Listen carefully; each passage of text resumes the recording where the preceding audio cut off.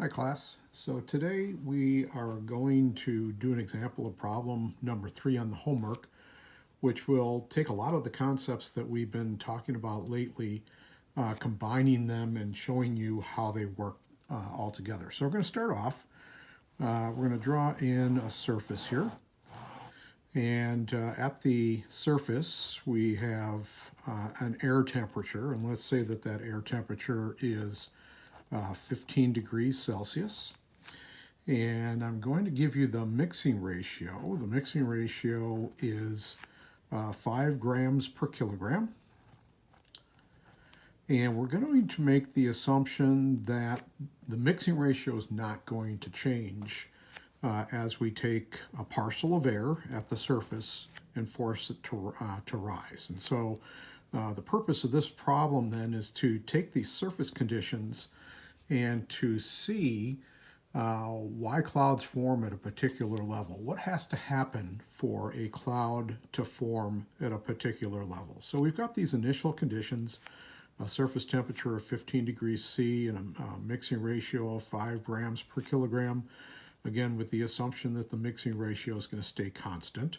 Not a great assumption, but we're going to go with it for now. So remember, if we know the temperature, we automatically know the saturation mixing ratio based on the saturation mixing ratio table. So with a temperature of 15 degrees C, we have a saturation mixing ratio of 10 grams per kilogram. All right. So with a mixing ratio of 5 grams per kilogram, a saturation mixing ratio of 10 grams per kilogram, that means our relative humidity at the surface will be 5 grams per kilogram divided by 10 grams per kilogram mixing ratio divided by saturation mixing ratio, which gives us a relative humidity at the surface of 50%. Okay, so hopefully you can see that. Let me move this over just a touch. Okay, so our relative humidity at the surface is 50%. Okay, so a cloud is not going to form at the surface because in order for a cloud to form, we need saturated conditions, and the relative humidity is only 50%. Okay, so we're going to force this air to rise. Okay, and as we talked about last week, when the air rises, the pressure decreases.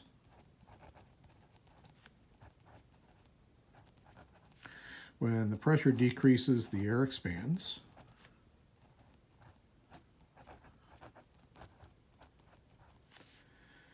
And when the air expands, the density decreases.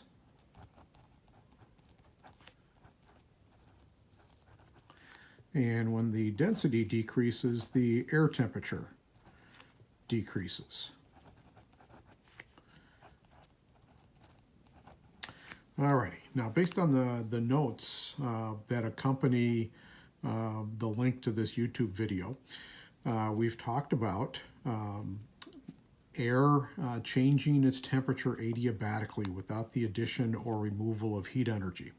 So when this air temperature decreases as the air rises, we have to make a decision. Is that air temperature going to decrease at the dry adiabatic lapse rate or at the moist adiabatic lapse rate? Okay, so remember, as long as the air is unsaturated, it'll cool at the dry adiabatic lapse rate. Once the air becomes saturated, if it continues to rise, it's going to cool at the moist adiabatic lapse rate. Okay, and so let's say that this distance is 500 meters. All right, so we've got our air at the surface. We're going to force it to rise. Okay, and as it's rising, it's going to cool, and we have to check our relative humidity was 50%. So the air is unsaturated.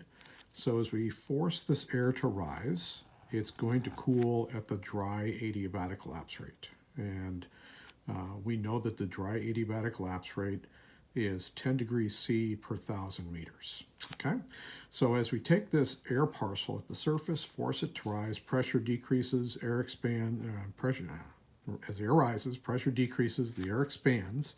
So our air parcel is going to be bigger because of expansion. And so now what we want to do is we want to figure out what this temperature of the air is going to be at 500 meters. Okay, and so let's do that calculation. So the temperature of the air at 500 meters is going to equal, well, what was it at the surface? It was 15 degrees C at the surface. It's going to rise. As it rises, it's going to expand and cool. And at what rate is it going to expand and cool? At the dry adiabatic lapse rate, which is 10 degrees C per 1,000 meters. Okay, and how far are we going? Well, we're going from the surface up to 500 meters. So 500 meters minus 0 meters. Okay, there's our equation. Okay, so our temperature at 500 meters will be 15 degrees C minus, sorry about that, minus 10 degrees C per 1,000 meters, and we're going up 500 meters. Okay. So our temperature will be 15 degrees C minus 10 degrees C per 1,000 meters, but we're only going up 500 meters, so this will be 5 degrees C, and so our temperature at 500 meters will actually be 10 degrees C. So at 500 meters, our air temperature has cooled to 10 degrees C. We started at 15 degrees C at the surface. By getting that air to rise, pressure decreases, air expands, density decreases, temperature decreases, and our new temperature at 500 meters will be 10 degrees C. Okay, if we know the temperature, we automatically know the saturation mixing ratio. And that saturation mixing ratio at 10 degrees C is 7 grams per kilogram. Our mixing ratio, I mentioned, we're going to make the assumption that it's not changing. So our mixing ratio will remain at 5 grams per kilogram. And therefore our relative humidity will be, mixing ratio, 5 grams per kilogram divided by 7 grams per kilogram. And so our relative humidity has increased. 5 grams per kilogram divided by 7 grams per kilogram is about 71%. Okay, so the relative humidity has increased, but we're not saturated yet. So because we're not saturated yet, there's not going to be a cloud forming at 500 meters. Okay, so there will not be a cloud at 500 meters because the air has not reached saturation. So how about if we force that air to rise another 500 meters? Let's see what happens. Okay, so we'll say this is 500 meters. Okay, as we force that air to rise, once again we can go through all of the steps here.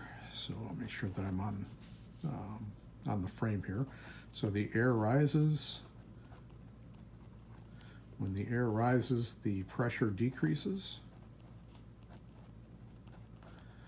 When the pressure decreases, the air expands. And I have to abbreviate here. When the air expands, the density of the air decreases. When the density of the air decreases, the temperature decreases. Okay.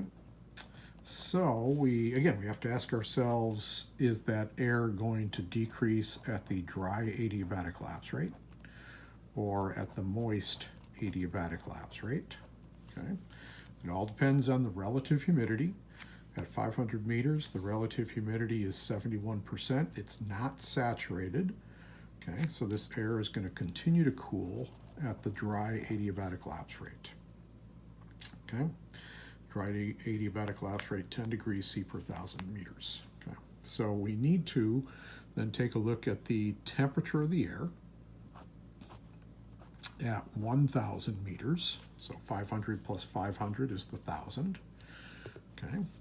And that temperature of the air at 1,000 meters will be the temperature of the air at 500 meters, which we said was 10 degrees C per 1,000 meters, or I'm sorry, just 10 degrees C. Okay, the air is rising, so it's cooling, so we're going to subtract. Okay, and we're going to subtract. Okay, this is the dry, it's cooling at the dry adiabatic lapse rate, 10 degrees C per 1,000 meters. And we're at 1,000 meters. Okay, but we started off this iteration at 500 meters, so 1,000 minus 500 meters.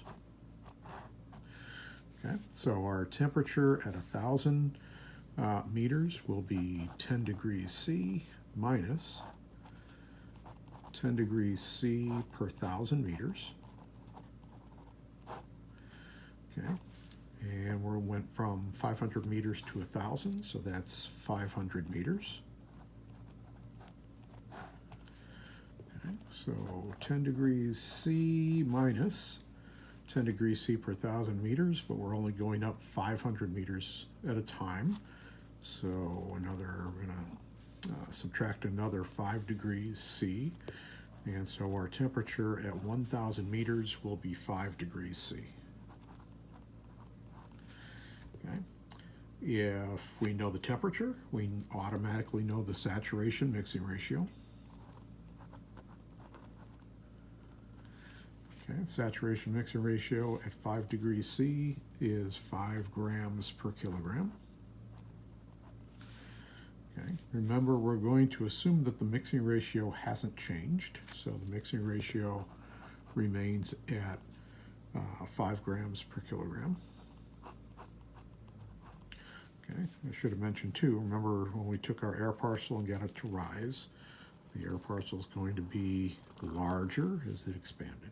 Okay, now back to here. So with the temperature of 5 degrees C, saturation mixing ratio of 5 grams per kilogram, mixing ratio was given as 5 grams per kilogram. So our relative humidity at 1,000 meters will be the mixing ratio, 5 grams per kilogram, divided by the saturation mixing ratio, 5 grams per kilogram, and that equals 100%. Woohoo! 100%, that's kind of the magic number. Our air is saturated now, okay? So now because the air is saturated, we're going to start to form the cloud base, okay? Okay, so here's our cloud.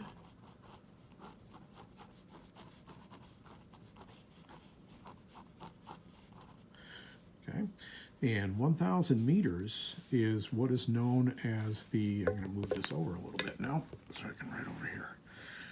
This is known as the LCL, the lifting condensation level, LCL, lifting condensation level, also known as the cloud base. This is where the base of the cloud forms. In this example, was at 1,000 meters. Okay. Now the LCL is kind of a magical place in meteorological terms because there are so many things going on at the LCL. Okay. Well, first thing we know at the LCL, okay, all of these things are happening. We know that the relative humidity is equal to 100%. Okay. Now think about it. If relative humidity is 100%, then that means that the mixing ratio is equal to the saturation mixing ratio. Okay. Now, one thing I'm not sure if I told you yet, I know I've told you that if you know the temperature, you know the saturation mixing ratio. If you know the saturation mixing ratio, you know the temperature.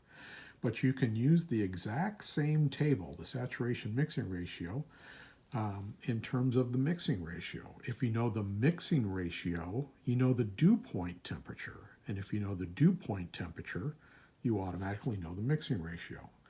Okay, so the mixing ratio gives us the dew point temperature. Okay, and so if the mixing ratio equals the saturation mixing ratio, that means the dew point temperature equals the temperature of the air. All right, what else do we know? We know that at the LCL, it's the lifting condensation level, the level to which you have to lift the air for condensation to occur. So we know that at the LCL, we've got condensation occurring.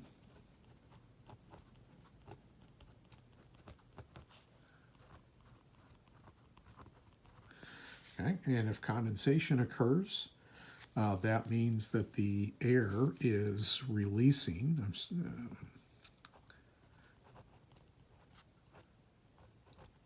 Okay, wow, condensation means that you are having a phase change of water. You're going from vapor to liquid, and that's going to release 600, I'm getting all mixed up here, boy. 600 calories of energy for every gram of water that condenses. Okay. All right. When this condensation occurs and releases 600 calories of energy for every gram of water vapor that is condensed, it means there's heat energy literally being released into the atmosphere. And because you're releasing heat energy into the atmosphere, you're going to slow down the rate of cooling. The rate of cooling was at the dry adiabatic lapse rate of 10 degrees C per 1,000 meters. Okay, but now by releasing 600 calories of energy per gram of water being condensed into the atmosphere, you're going to slow down that rate of cooling, and you're going to switch, sorry, I don't learn how to spell, switch to the moist adiabatic lapse rate. Okay, and remember that moist adiabatic lapse rate is 6 degrees C per 1,000 meters. So if this parcel of air continues to rise up in the atmosphere after it reaches the lifting condensation level, it's still going to cool. It's still going to cool, but it's going to cool at a slower rate. It's going to cool at the moist adiabatic lapse rate, and again, that's because condensation is occurring, releasing 600 calories of energy per gram into the atmosphere. Okay, so here's an example of problem number 3. Problem number 6 is pretty similar to problem number 3, only in problem number 6 you're starting up here at cloud level and you're bringing the air parcel down to the surface. Okay, so if you have questions, make sure you contact me and let me know, and I'll be happy to help you out as best I can. Alrighty, have a good day. We'll talk to you later. Bye-bye.